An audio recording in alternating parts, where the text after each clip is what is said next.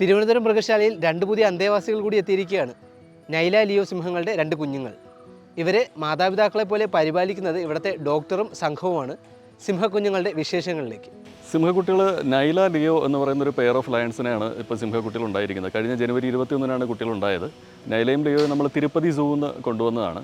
നൈലയുടെ ഒരു പ്രശ്നം എന്ന് പറയുന്നത് അതിന് മദറിങ് എബിലിറ്റീസ് കുറവാണ്. എനിക്ക് തോന്നുന്നത് പ്രൊലാക്റ്റിൻ എന്ന് പറയുന്നൊരു ഹോർമോണിൻ്റെ കുറവുണ്ടെന്നാണ് മനസ്സിലാക്കുന്നത്. കാരണം ഇതിന് പാലുൽപാദനവും കുറവാണ്, കുട്ടികളെ നോക്കാനുള്ള ശേഷിയും കുറവാണ്. അപ്പോൾ ഇത്തവണ എന്ത് സംഭവിച്ചു എന്ന് പറഞ്ഞാൽ കുഞ്ഞുങ്ങളുണ്ടായ പാടെ തന്നെ നൈല കുട്ടികളെ റിജക്റ്റ് ചെയ്തു. കുട്ടികൾക്ക് പാല് കൊടുക്കുന്നുണ്ടായില്ല.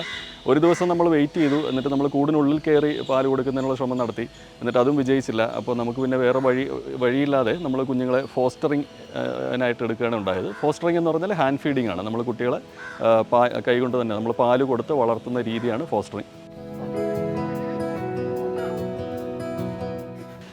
ഇപ്പോൾ കുഞ്ഞുങ്ങളെ നോക്കുന്നത് ശരിക്ക് ആദ്യഘട്ടങ്ങളിൽ വളരെ വെല്ലുവിളി നിറഞ്ഞ സാഹചര്യങ്ങളുണ്ടായിരുന്നു. കാരണം ഇതിൽ ഒരു പെൺകുഞ്ഞിന് ഇടയ്ക്ക് വെച്ചിട്ട് ഹൈപ്പോഗ്ലൈസീമിയ എന്ന് പറഞ്ഞൊരു സിറ്റുവേഷൻ ഉണ്ടായിട്ട് അത് സിങ്ക് ചെയ്ത് ഓൾമോസ്റ്റ് ഷോക്കിലേക്ക് പോകുന്ന ഒരവസ്ഥയുണ്ടായി. അതായത് അത് മരിച്ചു പോകുന്നതിന് തൊട്ട് മുമ്പ് വരെയുള്ളൊരു സിറ്റുവേഷൻ വരെ എത്തിയിട്ടുണ്ടായിരുന്നു. ഒരു രാത്രിയിലാണ് ഇത് സംഭവിച്ചത്. അന്ന് രാത്രി പോലും നമ്മുടെ മുഴുവൻ സ്റ്റാഫും അവിടെ വന്ന് ഇതിനു വേണ്ട പരിചരണങ്ങൾ കൊടുത്ത് അതിനെ തിരിച്ച് നമുക്ക് ജീവിതത്തിലേക്ക് കൊണ്ടുവരാൻ കഴിഞ്ഞായിരുന്നു. എന്തായാലും ഇപ്പോൾ ശരിക്കും ഈ പറഞ്ഞ പോലെ കുട്ടികളെ സ്വന്തം കുഞ്ഞുങ്ങളെ നോക്കുന്ന പോലെ തന്നെയാണ് നമ്മുടെ കീപ്പർമാർ അതിനെ നോക്കുന്നത്. ഞങ്ങളുടെ മൃഗശാലയിലെ ജീവനക്കാർ, ഞങ്ങൾ ഡോക്ടർ നികേഷ് കിരോണിൻ്റെ നേതൃത്വത്തിൽ veterinary assistant Jijo, Nahas veterinary attendant തുടങ്ങിയവരുടെ സഹായത്തോടു കൂടി വളരെ നന്നായിട്ട് അവയെ പരിപാലിച്ചെടുക്കുകയും ഇപ്പോൾ ആരോഗ്യനില കംപ്ലീറ്റായിട്ട് വീണ്ടെടുത്തിരിക്കുകയും ചെയ്യണം ഈ സിംഹക്കുട്ടികൾ. ഇപ്പോൾ അതിന് 34 ദിവസം ആണ് പ്രായമായിട്ടുള്ളത്.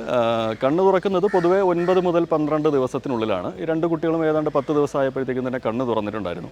കണ്ണ് തുറന്നപ്പോൾ ആദ്യം അവർ കണ്ടത് തന്നെ നമ്മുടെ സ്റ്റാഫിനെയാണ്. അതുകൊണ്ടായിരിക്കാം അവർ സ്റ്റാഫുമായിട്ട് അത്യാവശ്യം നല്ല ഇണക്കത്തിലാണ് ഇപ്പോഴും. ഇവരെ കാണുമ്പോൾ തന്നെ പാല് കുടിക്കാനായിട്ട് ഓടി അടുത്തേക്ക് വരുന്നുണ്ട്. നമ്മൾ 3 മാസത്തോളം പ്രായം വരെ ഇവിടെ ട്രിവാൻഡ്രം സൂ ഹോസ്പിറ്റലിനകത്ത് തന്നെ നമ്മളതിനെ പരിപാലിക്കും. കാരണം അതിനുശേഷം മാത്രമേ ഇത് സ്വന്തമായിട്ട് ഇറച്ചി കഴിക്കാൻ തുടങ്ങുള്ളൂ. അപ്പോൾ ഇത് സെൽഫ് സഫീഷ്യൻ്റ് ആയതിനു ശേഷം മാത്രമേ നമുക്കതിനെ കൂട്ടിലേക്ക് മാറ്റാൻ കഴിയുള്ളൂ. നമുക്കിനി ഒരിക്കലും മറ്റു സിംഹങ്ങളുടെ കൂട്ടത്തിലേക്ക് ഇതിനെ ഇൻട്രൊഡ്യൂസ് ചെയ്യാൻ എളുപ്പത്തിൽ സാധിക്കില്ല.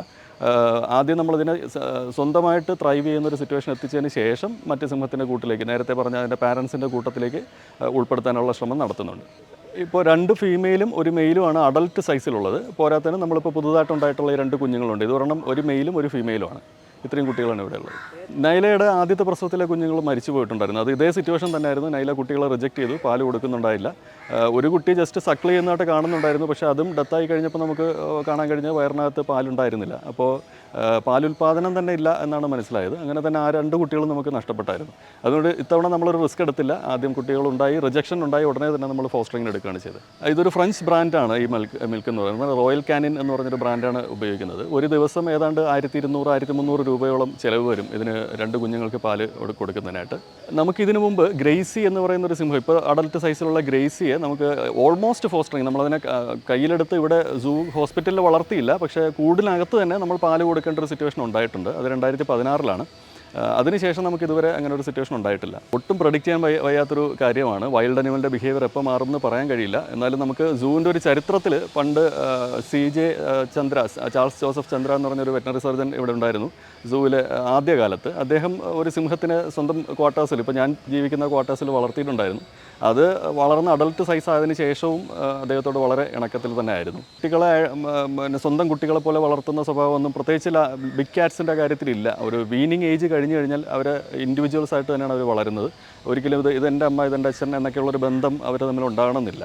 ഇപ്പോൾ ഇന്ത്യയിലാകെ ഗിർ ഫോറസ്റ്റിൽ മാത്രമാണ് ഏഷ്യാറ്റിക് ലയൺസ് ഇപ്പോൾ ഉള്ളത്. ലോകത്താകെയുള്ള ലയൺ പോപ്പുലേഷൻ്റെ 90% ഇന്ത്യയിലാണ്. അതായത് ഏഷ്യാറ്റിക് ലയണിൻ്റെ 90% ഇന്ത്യയിൽ തന്നെയാണ്. അത് ഗിർ ഫോറസ്റ്റിൽ മാത്രമേ ഉള്ളൂ. അതിൻ്റെ ടോട്ടൽ നമ്പർ തന്നെ 3000-ൽ താഴെയാണ്. അപ്പോൾ ശരിക്കും പറഞ്ഞാൽ ഇത് almost at the verge of extinction ആണ്. അപ്പോൾ നമ്മളിതിനെ വളരെ കാര്യക്ഷമമായി തന്നെ ഇതിനെ വളർത്തിയെടുക്കേണ്ട ഉത്തരവാദിത്തം കൂടെ നമുക്കുണ്ട്.